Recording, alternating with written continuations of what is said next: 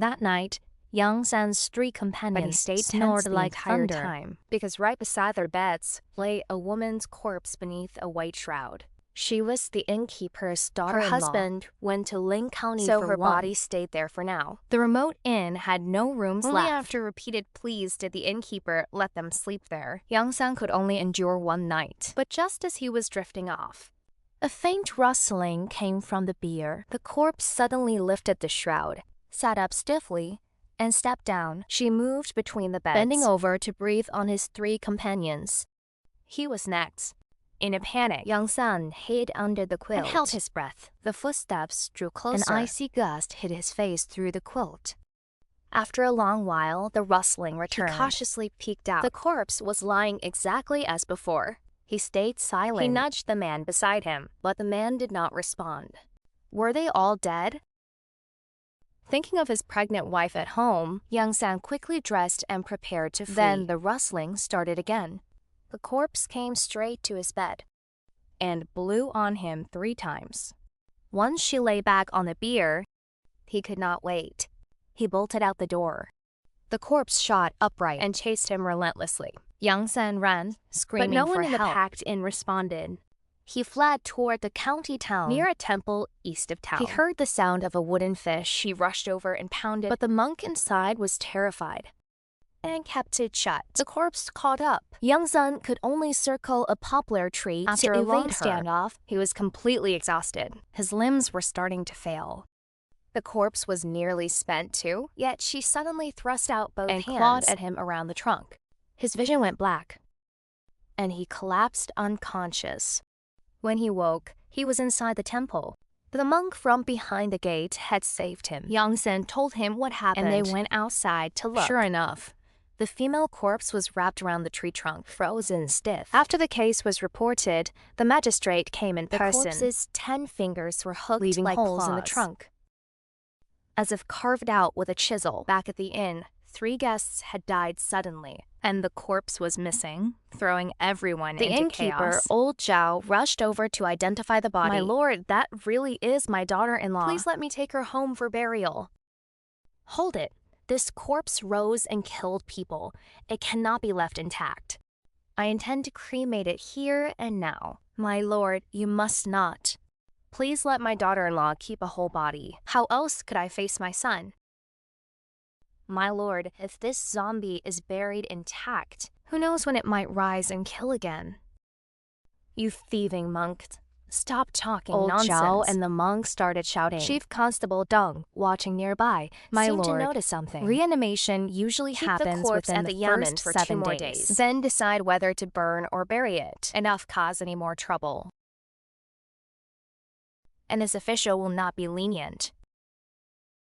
Seeing the matter temporarily settled, Yang San finally relaxed to his knees. "My lord, I left home with 3 companions. Now I am the only one returning.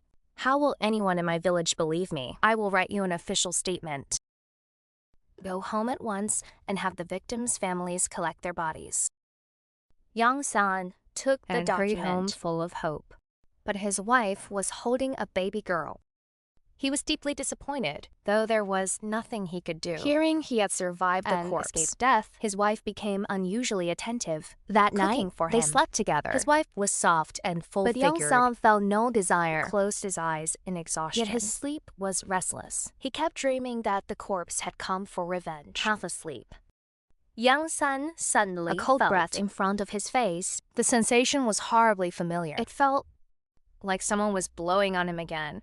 His eyes snapped open, but the room was empty. His wife still had her back to him, yet he could not hear her snoring. He sat up and slowly moved closer. Terror made his chest clench painfully. The skin on the back of his wife's neck was writhing, and a maggot burst through it.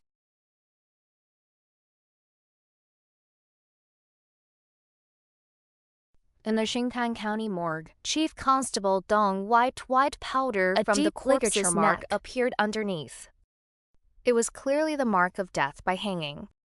Why had someone deliberately covered it with powder earlier when Magistrate Liu wanted the corpse burned? Why had old Zhao fought so hard to stop him? And when the surviving merchant claimed the corpse had risen, how did he still have time to get fully dressed? He also said he screamed for help. So why did no one in the packed inn hear him? The coroner had finished examining the three merchants. Chief Constable Dong. The three men did die suddenly.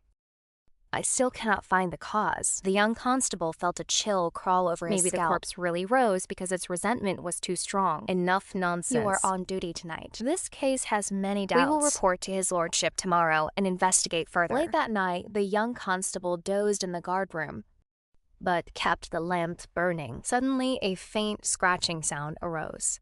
It sounded like fingernails scraping wood. The young constable's eyes flew open. He listened carefully. The sound came from the morgue. He slowly turned toward the door. Then, the lock fell. The corpse, pale as death, stood rigidly. Behind the doorway, it rose again. The young constable fled in terror. The corpse had reanimated again and escaped the yamen. The magistrate panicked. He immediately ordered a strict search across the county and nearby towns. The moment the corpse was found, burn it on sight. The next morning, Chief Constable Dong returned to the inn. A limping young man stood beside old Zhao. It was his son, Xiao Zhao, who had returned overnight. But his supposed coffin was missing. During last night's autopsy, we found a ligature mark on the corpse's neck. White powder hid it. To me, it looks like you father and son murdered her. Chief Constable Deng, we have been terribly wronged. Neither of us killed her. Then explain the ligature mark. Magistrate Liu has given his order. Explain it, and you will be charged with murder. Before Deng finished, Xiao Zhao dropped to his knees. Chief Constable Deng, my wife hanged herself. She left this suicide note. Please read it. Deng opened the note and examined it. It read, "My fate is cruel. I cannot stay by my husband. One late night, while he was away, my father-in-law entered my room and attacked me. He failed, but dishonored me. Only death can prove my innocence." After comparing the handwriting, they confirmed the note was written by the dead woman. Old Zhao had no defense. Chief Constable Deng could only sigh Xiao Zhao inwardly. Clearly knew what his father had done, yet chose to forgive him. Her husband would not pursue it. How could the authorities intervene? All Deng could do was hope they would soon recover the missing corpse. But then a woodcutter came running in to report a crime. My lord, I saw it with my own eyes. A wild dog in the woods was gnawing on a human hand. Everyone assumed the missing corpse had collapsed and been torn apart by wild dogs. But after following the trail to the body, they discovered, to their horror, that the victim was the monk who had saved Yang San. He died around 2 in the morning last night. The cause was strangulation. But these marks are rather strange. Chief Constable Dong leaned in. On the ligature mark around the monk's throat were several round impressions of different depths. He placed a thin sheet of paper over the marks, then carefully dabbed ink over it with a cloth wad. When he peeled the paper away, several coin-shaped prints appeared. The inscriptions were not from ordinary currency, but charm coins cast for blessings and protection. After securing the evidence, Dong headed straight to the monk's temple. Senior brother Bhutan knew many people. He often acted as a go-between, but we knew of no enemies. Recently, though, the other monks did complain about him. Squire Kui from Ling County stopped coming to worship. Only junior brother Bhutan visited his estate recently. The others blamed Bhutan for the temple losing donation money. These past 2 days, who did monk Bhutan meet? There were too many. I cannot remember them all. But at noon the day before yesterday, a merchant came to pray for a son.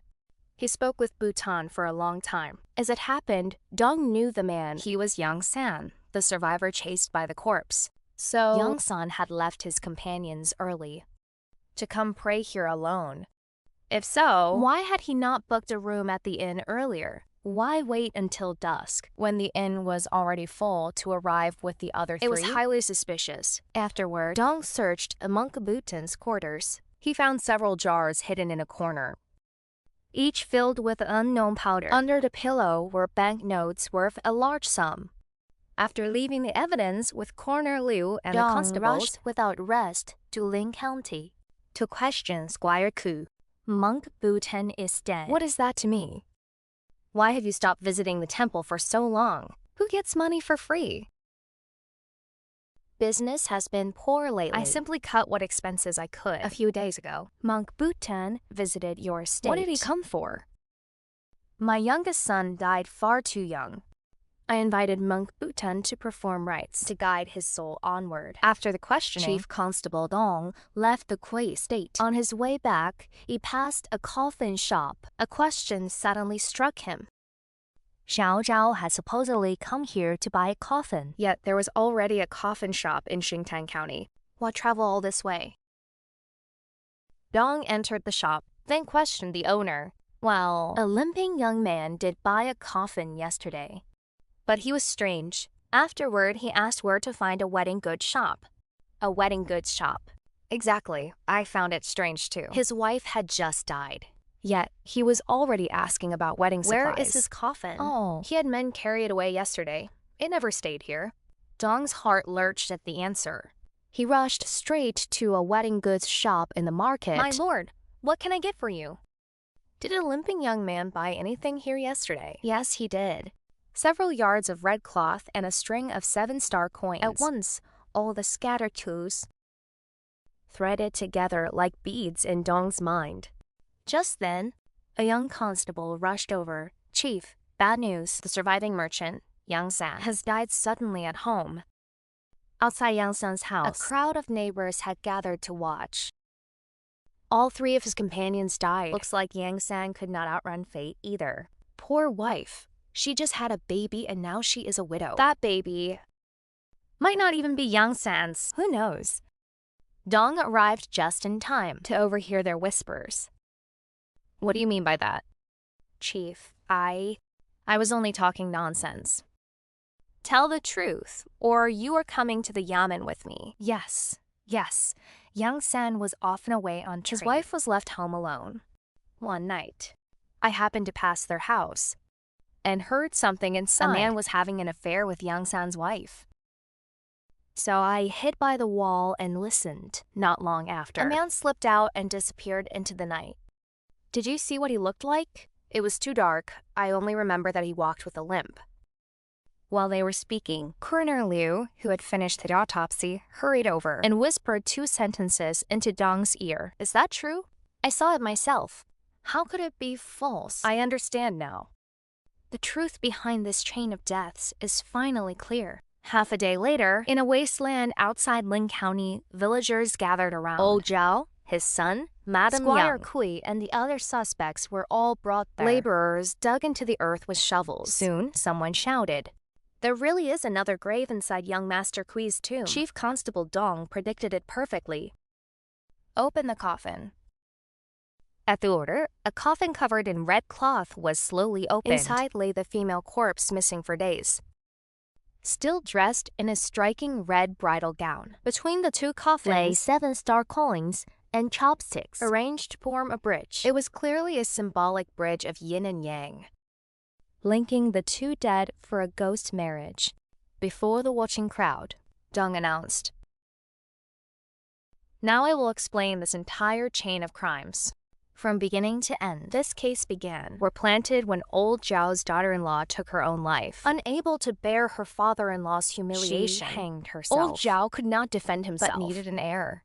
So he promised money to find his son another wife. Yet he could not bear to pay a bride price. So he targeted his daughter-in-law's corpse. He covered the ligature mark with powder so the body would be easier to sell. Then he sought out the well-connected Monk Buten and asked him to find a buyer.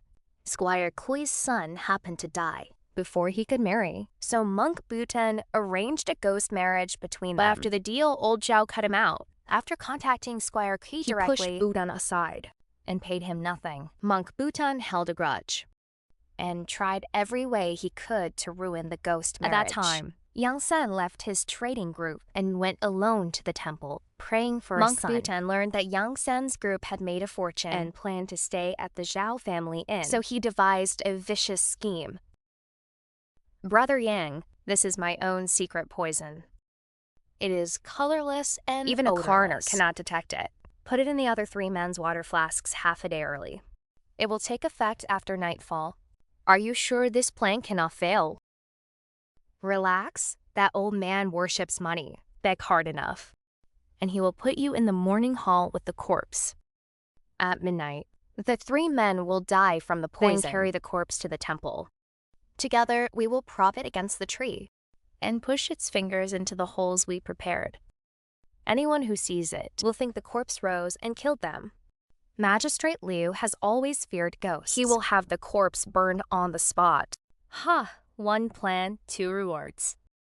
Afterward, you will get your share of the fortune. Later investigation confirmed the jars found in Monk Buten's room contained a deadly, colorless, odorless powder. The hidden banknotes had been exchanged by Yang San's group days earlier. After the Yamen took the corpse, Old Zhao and his son had already accepted Squire Kui's could no longer deliver the body. In desperation, they took a deadly risk and broke into the morgue late at night. It rose again. Father, what if the authorities find out? Enough. The night is dark. Hurry and deliver it to Squire Kui. Well, at this hour. Where are you 2 going? You cursed monk. You just will not go away. You 2 staged her reanimation? You betrayed me first. So I returned the favor. That sack holds the corpse you stole from the Yamen, right? Exactly. You 2 would never let this go. Monk Butan. I admit I wronged you before. Name your price. Go on. I hear Squire Kui promised you 500 taels. I want 70%. 70%? 50. I truly cannot give more. I still have to find my son another wife. Fine. Then this monk will reluctantly accept. But Monk Butan thought he held all the leverage. He never expected father and son to turn murderous. Using the red cord strung with 7 star coins, they strangled him on the spot, dumping him in the woods. The coin impressions I lifted from the victim's neck matched the 7 star coins between these coffins. Those coins even still bear bloodstains. Father, I told you not to be greedy over this dirty money. Shut up, you unfilial son. You even reused the murder weapon. These few coins are enough to condemn you both to death. Next came Yang San's sudden death. A villager once saw a limping man enter while Yang San was away and secretly meet his wife at night. I guess the man was Xiao Zhao, but wondered why he and Yang San's wife became lovers. Then Coroner Liu uncovered a secret during the autopsy. Yang San was born infertile. He was completely unable to father children. If so, why was he not furious when his wife became pregnant? Why did he keep going to the temple to pray for a son? Then I remembered Xiao Zhao's late wife's and suddenly understood. Note. The note said, one late night, while my husband was away, his father entered my room and attacked me. My honor was already defiled. If old Zhao truly tried to assault his daughter-in-law, how could he have failed? There was only one reason. The attacker had desire but no ability. He too was infertile. Following that clue, everything fell into place. Monk Butan was able to persuade Yang San to help him kill because old Zhao had gone to Butan for a corpse buyer. Both connections existed because Butan once acted as a middleman, arranging for Xiao Zhao to father a child with Yang San's wife. Yang San never got over the humiliation. Once Xiao Zhao married, he decided to take revenge in kind. While staying at the Zhao Inn, Yang San waited for Xiao Zhao to entered her room, imitating old Zhao's voice. He forced Xiao Zhao's wife to submit. Unable to endure the shame, she hanged herself. Ha! Even if I died today, it was worth it. At least my name will remain clean. Monk Butan was indeed killed by my son and me. But that beastly act, I never did it. So that damned bastard was the one who violated my wife. You were no better than Yang San, because you kept sleeping with Madame Yan. The moment she heard your wife was dead, she began planning for herself. Coroner Liu found the same deadly poison in Yang San's stomach and in the kitchen scraps behind his house. Madame Yang finally confessed she had poisoned Yang San's food so she could be with Xiao Zhao. As the poison weakened him, she staged a haunting, even placing several maggots on herself. Yang San thought the corpse had come for his life and was literally frightened to death. That was the full truth of the case. The next morning, a judgment notice was posted outside the county yamen. Zhao, his son, and Madame Yang were sent to death row. Squire Kui had all his property confiscated for desecrating the dead. As for the so-called reanimated After all those twists, she was finally laid to rest. And so, the bizarre Xintan County case involving 6 deaths finally came to an end. Alright everyone, that is all for this episode. Enjoy the shopkeeper's stories, comment, and see you next time.